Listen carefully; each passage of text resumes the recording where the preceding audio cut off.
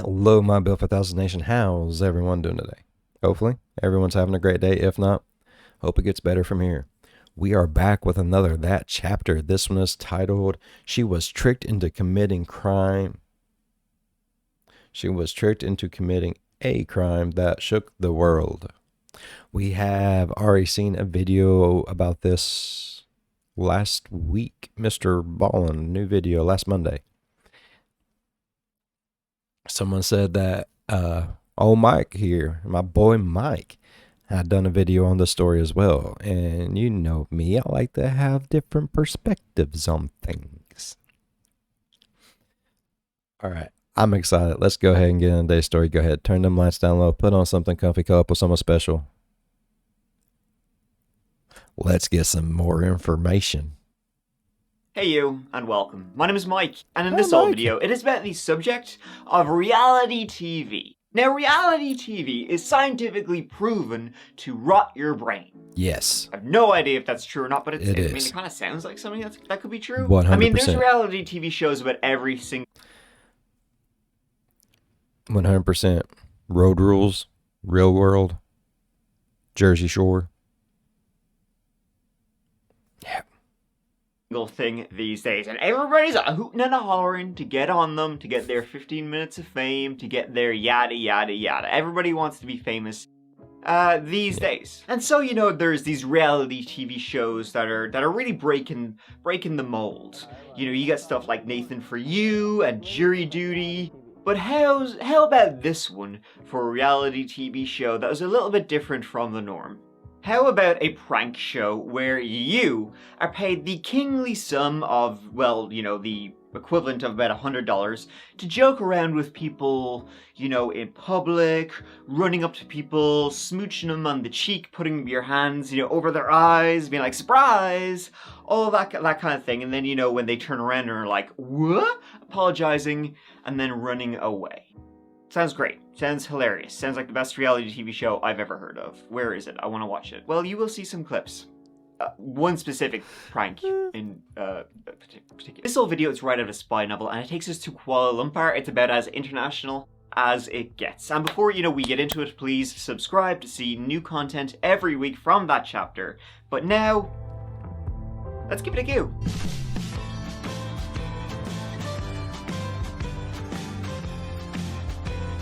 And don't forget to subscribe to Bill 5000, where you can see new content every day.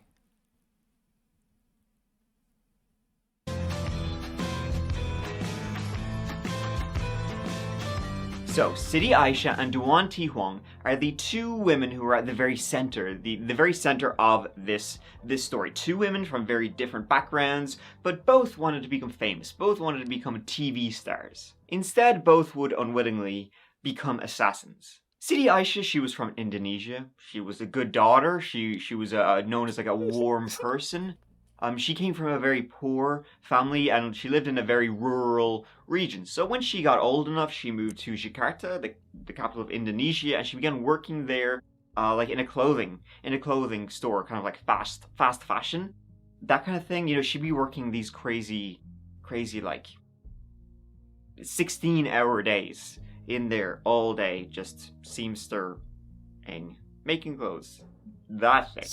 She would marry the owner, the manager of that place. When she was 17 years old, she had a son with the owner, but then after a couple of years, they divorced, and so Siti, she had to start anew. She moves to Kuala Lumpur, which is the capital of Malaysia, and there she fell into sex work. Unfortunately, she was working, you know, in a spa as a masseuse. Though through a taxi driver named Masseuse. That's where you get your shoulder rubbed.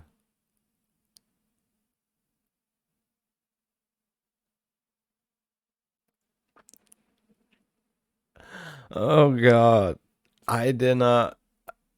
Did Mr. Ballin cover that in his video? If he did, I was not paying a damn bit of attention. I didn't know she was a masseuse.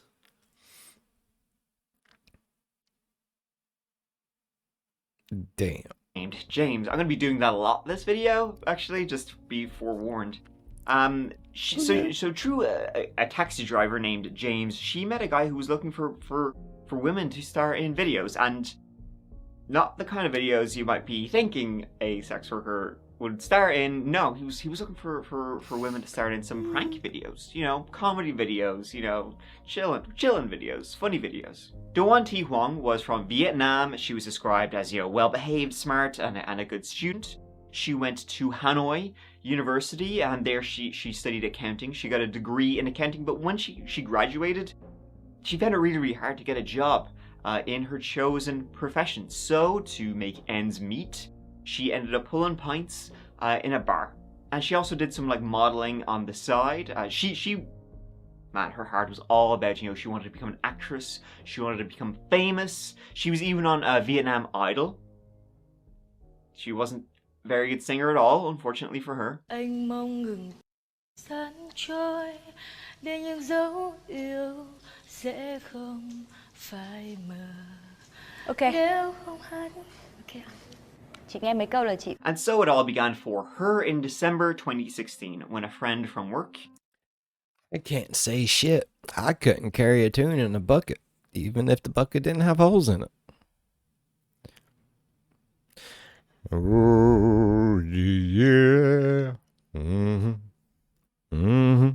A fellow bartender called up Do-Won and asked her, "Hey, you know, do you want to work in some comedy videos? I got a guy here who's looking for an actress, you know, to do some prank videos and that kind of thing." Prank videos are very popular in a lot of Asian countries, so this would simply be another one. Do-Won gave a Man, oh God. What was the first prank videos you all ever watched? And I don't mean like candid camera and stuff like that. I mean like here on the YouTube. I think my first one had to be, oh shit. I think it was Pranksters in Love. I do believe.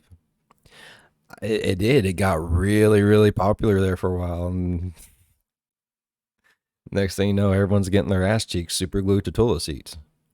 Good times. party, hell yeah to that, and she met her friend and this other guy in a bar, and his name was Mr. Y. Now, James and these names, they were all given. That's how they would only introduce themselves to City and Do-Won. They never actually gave their proper names. Just call me Mr. Y.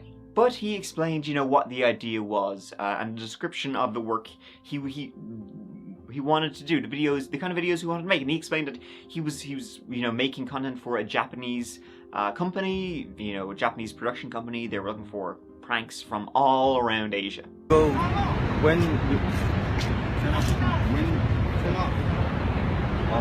And so began months, simply months of this doing pranks all around Asia. Small time pranks, you know, dozens. Things like putting baby oil on your hand and going up and touching a stranger, or kissing them on the cheek, running up behind somebody, putting your hands over their eyes as in, hey, guess who? And then they turn around and then you apologize and you scuttle off.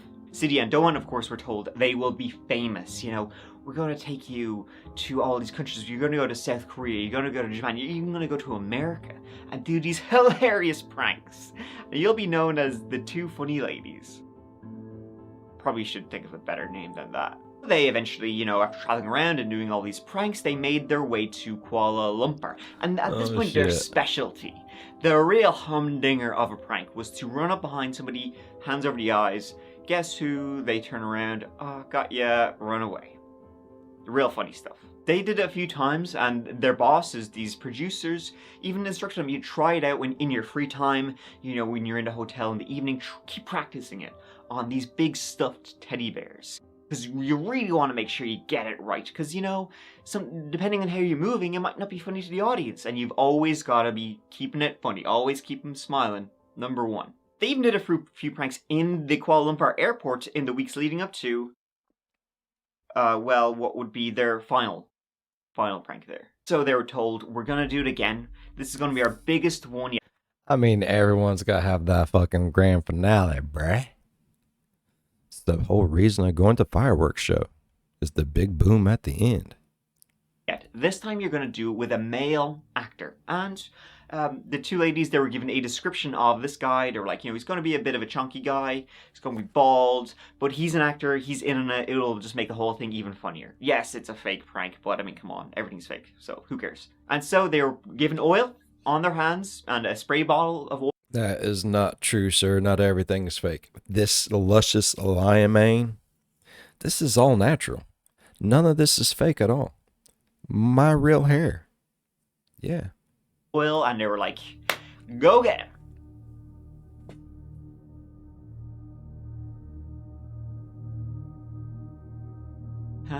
Pranked ya. Brother of North Korean leader Kim Jong-un has been murdered today while traveling in Malaysia. South Korean broadcaster TV Chosun said Tuesday Kim Jong-Nam was killed in Malaysia. The BBC understands that Kim Jong-Nam, who was 45, is said to have been targeted at the airport in Kuala Lumpur, the capital. Little did they know that this was the brother of the most infamous dictator in the entire world, and they were not. I like how he went with that. Man, that made my jaw drop. I was like, and I knew what happened. Oh, shit. Damn, Mike.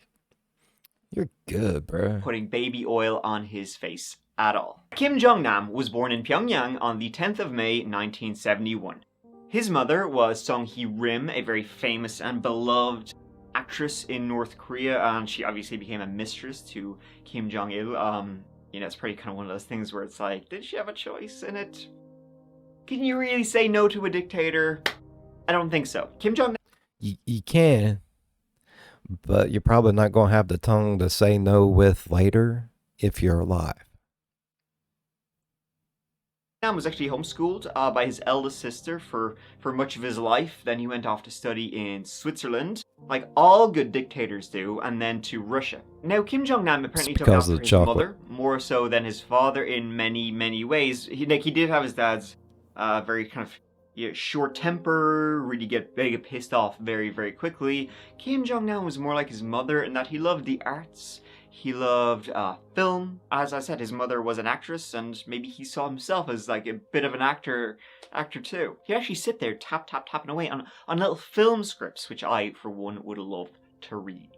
And in a big old display of love and power, his dad built him a film set with props and everything like that, like totally indulging Kim Jong-nam's love of making movies. And according to a couple of close family sources, although, Kim Jong-nam was the firstborn eldest son, he was kind of like tipped to be taking over when his dad passed away. Apparently he had just no interest at all in that kind of shite. Like, no interest in politics or being a dictator or anything. You'd rather just sit around watching movies and maybe making his own little student art films. Now, as I'm sure you're aware, and kind of like no shit, immigration and emigration into North Korea coming and going pretty tight.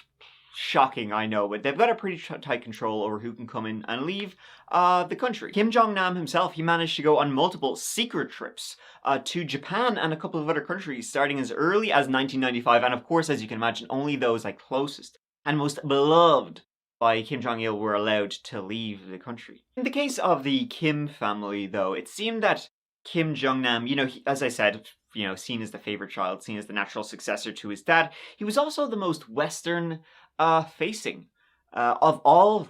It seems like he was, he enjoyed Western culture, even that of the hated American dogs. Jong-nam was the child who seemed most open to, opening up the country, building relationships with other countries, and starting to maybe be a bit more westernized. Good for some, good idea for some, but definitely not for dictators. That's a pretty bad idea to start opening yourself up, because things will go down swiftly for you then. And of course, though, this curiosity would eventually be the downfall of Kim Jong-nam, and the reason he was even in an airport in Kuala Lumpur to begin with. His fondness for Western pop culture.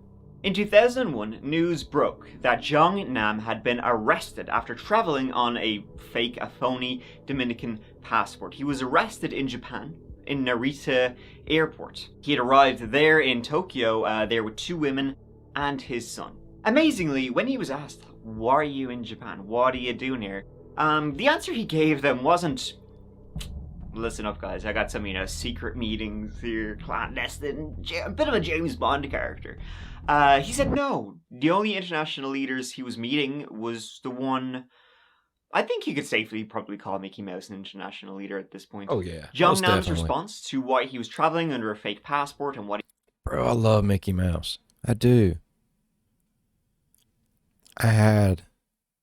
Whenever I was little, I had the big old Mickey Mouse that you could put the tape in the back of him and push play, and it would read you the book that you had in your hand. I loved it. Loved it. he was doing in Japan was he wanted to take his little boy to Disneyland. That's honestly kind of sad. A great little tidbit that isn't that important to anything is the name the fake Dominican passport was in, Pangshong, which translates to Fat Bear. I mean, if you're choosing your own passport and like it's a fake passport and you can choose your own name, why would you pick the name Fat Bear? I think he was just being very self-deprecating about the whole thing. He was like, I kind of am a fat bear. Now, so as you know, as the eldest Kim Jong-Nam, Dude sounds like a fun person, man. Damn, why does the fun ones always gotta go? he was supposed to be the successor. It would actually be Kim Jong-un, who would take over the dictatorship of North Korea. Now, Jong-Nam and Jong-un, they were brothers, but they were half-brothers. Their mothers were different people. And it was said to be Kim Jong-un's mother, a dancer named Ko Young-hui. She was... Okay, so the name is Kim Jong-un, and so is the last of the name the first name and the first of the name? I just now noticed that. I don't know why. This is the second video, and they've been saying the name quite a fucking bit, but, you know. Is that how it is?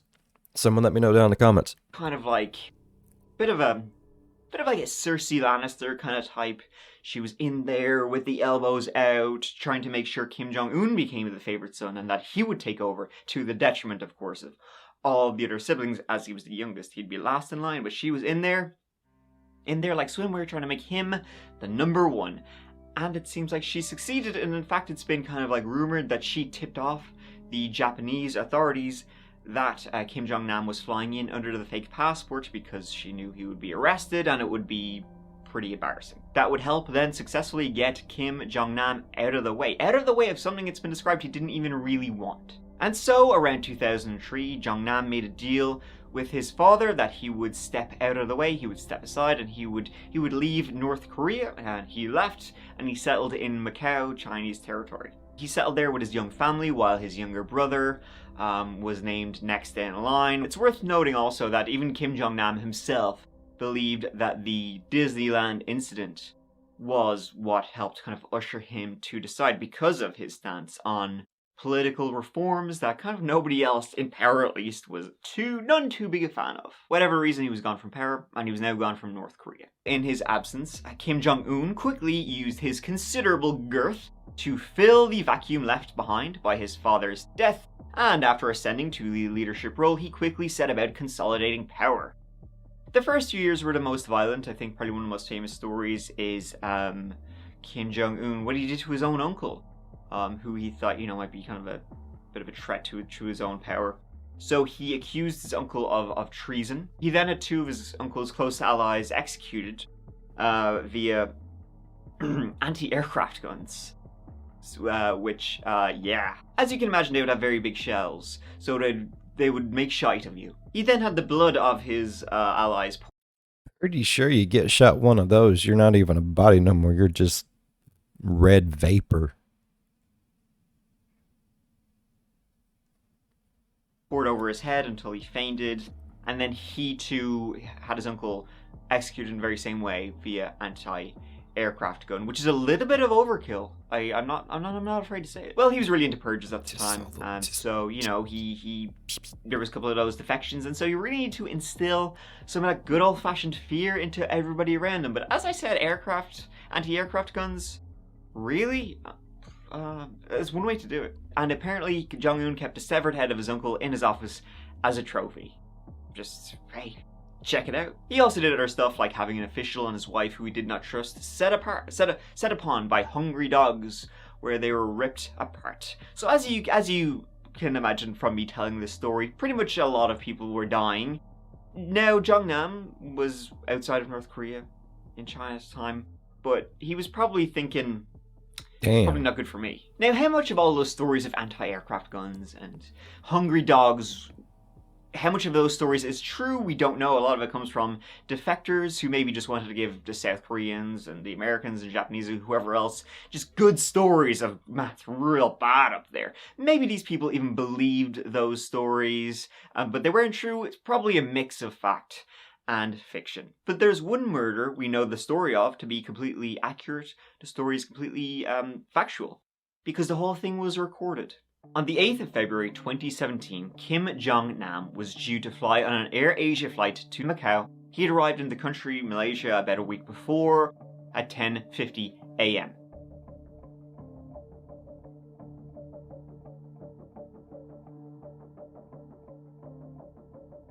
At around 9 a.m, as Jong-Nam was walking into the departures hall of the airport, two women were waiting there for him. One walking around, the other standing beside a pillar.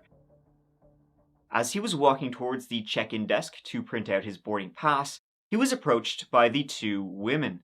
The first woman, Sidi Aisha, sprayed a mist from a small perfume-like bottle on his face before apologizing and quickly walking away. The second woman, that's Dewanti Huang, approached in the same way and rubbed her wet hands across Jong-Nam's face before also making a swift exit.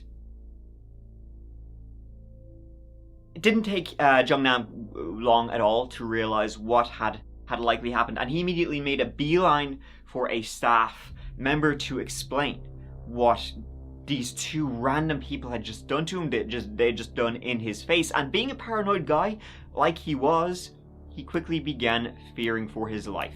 He was right to, because at that very moment, he was already a dead man walking. The staff, they acted pretty quickly, and they took Jong-Nam to some nearby police officers, who then in turn took him to the airport's medical center. But one, sad thing in this kind of case is that Jong-Nam, after he was sprayed and then wiped by these two different women, he immediately started walking towards the bathroom, towards the toilets in the airport to start washing off his face. But as he was walking, he encountered an airport staff member, began talking with them, and then walked off. If he had just gone to the bathroom, used some water, and washed his face off, he actually might have survived. But be that delay, there was a couple of seconds, couple of minutes, whatever it was, that was just long enough to allow this deadly nerve toxin to seep into him and would ultimately kill him in a very grisly way. Jong-Nam was already visibly limping, affected by the toxin, within minutes as he walked to the medical center. The women were later followed on CCTV and had immediately gone to the bathroom and washed their hands. They then both fled the airport in taxis soon after. Unfortunately, Jong-Nam was already in bad shape almost immediately after being taken to the medical clinic. Within minutes, he was sweating profusely and showed obvious signs of being in physical pain. Soon after, Nam became completely unresponsive and had to be intubated and given atropine and adrenaline. The effects of the toxin were already attacking Jong-Nam's entire body, causing his muscles to contract uncontrollably. The VX kills by causing the muscles that are surrounding, the heart, the lungs, the diaphragm, to be unable to relax. They stay really tense, so eventually you pass out because your brain, from a lack of blood and a lack of oxygen to the brain. Damn. But despite the best efforts of the doctors and the medical people they couldn't do shit. at the center, he would die within an hour, and it seems that. Damn, I've done watched this. I know they couldn't do shit, man. You just son of a bitch. Like, we just watched this on Mr. Ballin last week. I know what happens.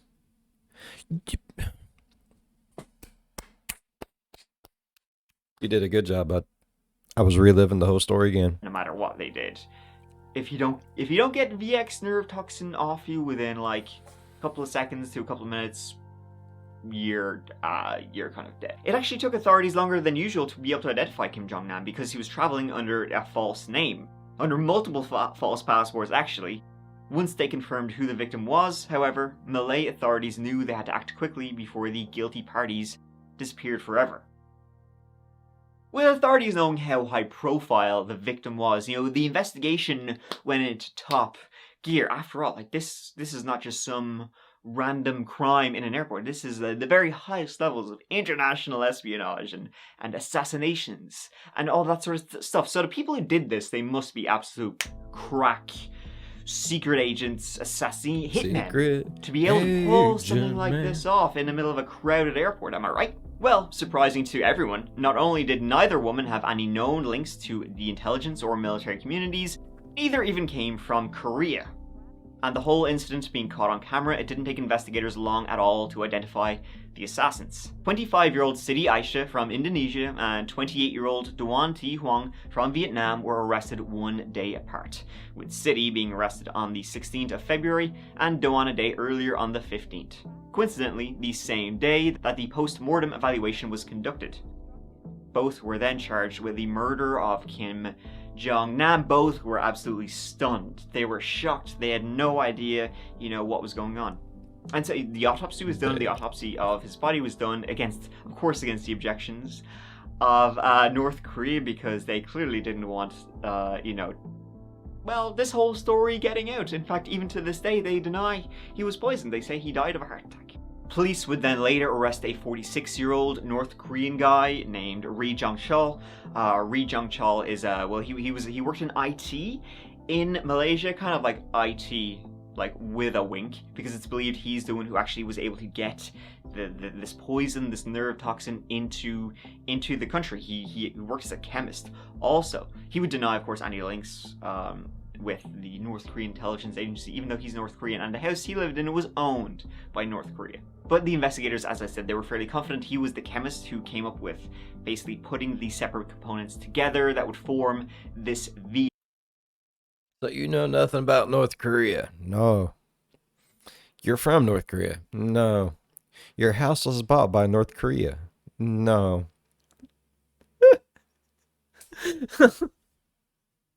Oh yeah, motherfucker guilty as shit then. VX nerve gas. Now, VX nerve gas is banned pretty much worldwide by convention. It's illegal to have, but North Koreans, they don't really give a shit. See, the key to this assassination was the VX nerve toxin that was used. It was needed for the two women to separately touch Kim Jong-Nam, because essentially it works by combining two separate things together. That's what makes the actual toxin itself. In chemistry, this is known as a binary liquid. You have two components, two chemicals, which individually harmless, but when put together, it forms something poisonous or explosive or whatever. In this case, something extremely lethal. VX nerve toxin can be used as a gas. In this case, it was used as a liquid, probably so it didn't kill everybody in the airport. They just wanted to kill one specific person. In this form, then, once combined, very little of it is needed to kill. Like a tiny drop will essentially kill you, and he got more than a tiny drop on his face. But it's a good thing the two assassins didn't hang out too much afterwards, because, they got these two separate components that, if combined, it probably would have been able to kill a hell of a lot of people. If they had been hanging out after, they would have been hanging out in the afterlife. The two women had no idea what had happened, but there's no degrees of diminished responsibility in Malaysia. If the defendant is found guilty, the penalty for murder is death by hanging, and that was the fate the two women were now facing. And of course, their defense, though, surely it would be a good one. Well, their defense was exactly what they thought it was. It was just a prank, bro! What are you talking about, murdering somebody? What are you going on about? You're crazy. They said they had been tricked. They thought this was just a joke. They thought that what, their handlers were giving them was like baby oil and water and stuff. They had no idea that this was a harmful chemical. And that, as you can imagine, that bullshit was what was called, at least initially. However, the Malaysian authorities would eventually, putting bits and pieces of evidence together that they were able to document, eventually it was found that, it was plausible enough that the original murder charges were eventually dropped. Huang did plead guilty to the much lesser charge of voluntary causing hurt by dangerous weapons or means, and received a sentence of 3 years and 4 months. Still nowhere as severe as the punishment she could have received, which was, So despite the entire crime being recorded on CCTV across an entire airport, today both of Kim Jong-Nam's assassins, unwitting and unwilling assassins, they walk free today. The suspected chemist who likely supplied the VX toxin Ri Jong-chul, he didn't even make it so far as a proper prison. He was released soon after being arrested due to perceived lack of evidence. Despite, that is, him and the North Korean embassy officials being caught on camera talking about Jong-chul's cover story and literally confirming his involvement in a conspiracy supported by the North Korean government.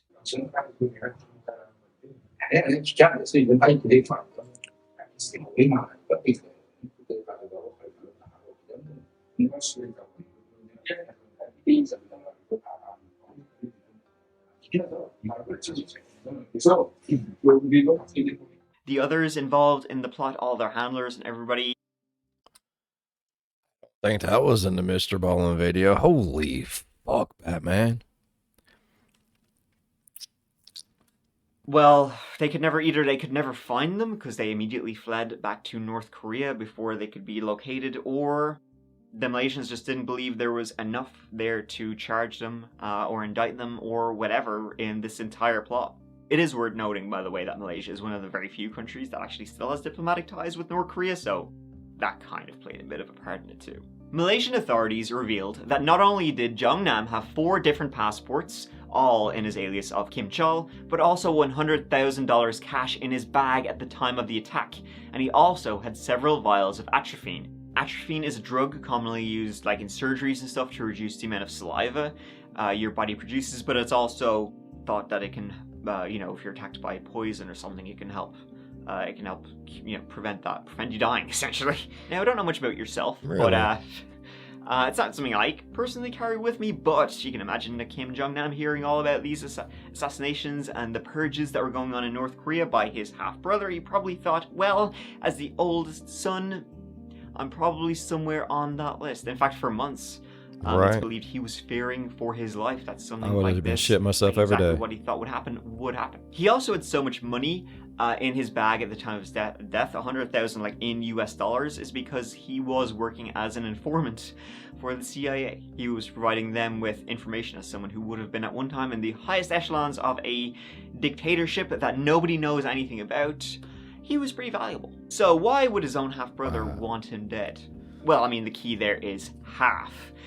Kim Jong-un saw him as a threat to his own power, in case, maybe he would launch a coup or something like that, and no matter what really happened, Kim Jong-nam would always be viewed as a threat. No matter how many times he said he didn't want to have anything to do with it, no matter what happened. As the oldest son, he would always be a threat until he was gone.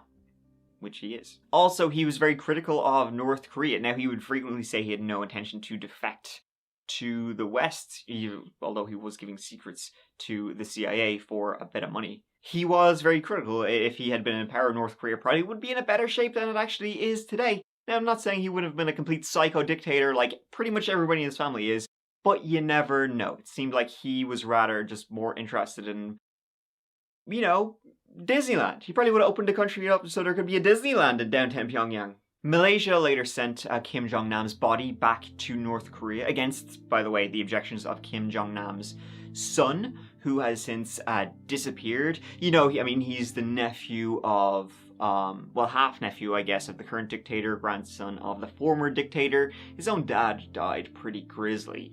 VX nerve toxin.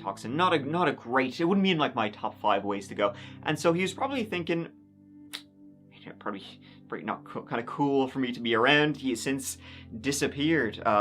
All we know is that there were some reports that he's in Europe, under protection, probably secretly somewhere in Europe, probably under a fake name. Wow. But yeah, living on the down low these days, and I don't blame him. Hi, my name's Kim Han-sol, from North Korea, part of the Kim family. Here's my passport. My father has been killed a few days ago. I'm currently with my mother and my sister, and we're very grateful. We hope this gets better soon. Yeah. So what actually happened at the airport? I mean, the plan was quite ingenious for its simplicity and its execution. It's a really bizarre assassination plot, but it worked perfectly. For obvious reasons, really did. Malaysian officials have never released all the details of their investigations, but what we can piece together is that the 2 foreign women, one Indonesian, one Vietnamese, were deliberately chosen for their lack of ties to North Korea. giving North Korean officials plausible deniability. It also served an incredibly practical function. Not only did North Koreans have to spend months training these spies, they could just use these two kind of random women and, oh yeah, it's part of a TV show. They were trained, for want of a better word, for months and months doing this, like unwittingly trained for months and months doing this to get, so the prank would be better and better and better, training with baby oil and with water until finally they were let loose on their mission when they were given a lethal toxin. Also present at the airport that day were 4 men, each of whom was a suspected member of the conspiracy, and all of them suspiciously fled the country for Pyongyang immediately after the murder of Kim Jong-Nam. They were Hanamori, who is considered a mastermind of the attack, Oh Jong-gil, also known as the Godfather, and 2 men known by codenames Mr. Y and Mr. Chang. An airport worker named Kim Ok-il was named by the Malaysian police as being an inside man for their clandestine network. His involvement also probably explains how they even got the VX nerve agent into the country in the first place. As I said, it's internationally banned by chemical conventions. But also, as I said, North Korea, it's believed they have a stockpile because they really just don't care about your conventions. Your conventions can go... The whole saga is really so bizarre. It shouldn't be surprising that there's no real conclusion to this. The most bizarre assassination plot of all time. Despite knowing exactly what happened, nobody here will ever face justice or really anything because, you know, one of the benefits of being a dictator, you can kind of really do whatever you want and nobody can stop you. It's pretty cool. I will give them that. The Malaysian authorities actually took most flack for this entire event because their own people said, well, you guys kind of look like, you know, dickless here because the North Koreans can just really do whatever they want and you're not actually going to face any consequences or repercussions from you. You're not even really going to investigate it too thoroughly. But this is something we see all around the world, all over time. Like there is the Russian attacks in Britain, the assassination of Alexander Litvinenko with radioactive stuff, or the assassination of Sergei Skripal and his daughter. You know, they were poisoned by Russians, and the Russians were just like, all right, yeah, you know, no, we didn't. Clearly, we didn't do anything. So what are you even talking about? The Malaysian government was obviously extremely pissed off that the safety of its own citizens was put at risk for another country's internal squabbles. In the aftermath, the North Korean ambassador was expelled, and their own ambassador to the Democratic People's Republic of North Korea was recalled. Similarly, Vietnam and Indonesia were obviously extremely unhappy that their citizens had been drawn into Kim Jong-un's games. Vietnam actually demanded an apology. You better apologize, and they said if they didn't get one, they were going to cut all ties with North Korea. North Korea actually surprisingly did apologize, unofficially. Because officially, Kim Jong-nam died of a heart attack walking into the airport. End of story. Don't know what you're talking about. Plot what? Because the whole story, I mean, they can kind of even get away with that, because the whole story of faking a reality TV show to murder somebody is pretty insane. Altogether, it's pretty insane. So him having a heart attack is more believable than these 2 women were faked into pranking, and it turned out they were killing. North Korea still maintains to this very day it was a heart attack, and that this whole story of a fake reality TV show and a VX nerve toxin and this conspiracy to assassinate him, it's bullshit. It's made up by those Western dogs who are trying to make North Korea look bad. Everybody's an enemy of North Korea, which I guess kind of includes you and me. So, you know, we're all out there, I guess, just smearing the leader of North Korea, trying to make Pork Chop over here look bad.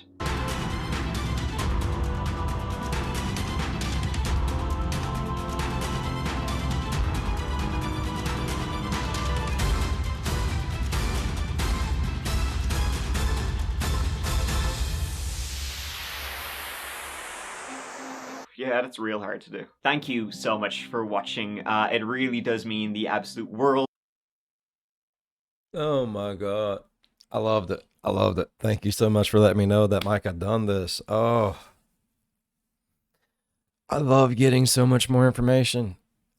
Don't get me wrong. I love the stories from Mr. Ball. I love the stories from Mike. I love the stories from Coffee House Crime. But I love having the same story told by all 3 of them because you always get new stuff, more stuff. Yes. All right. I really enjoyed today's story. If y'all enjoyed today's story as much as I did, please go down there, hit that thumbs up. It really helps the channel grow. And while you're down there, go on over, hit that subscribe button. Become part of the Bill 5000 Nation. We do some crazy shit here, bruh.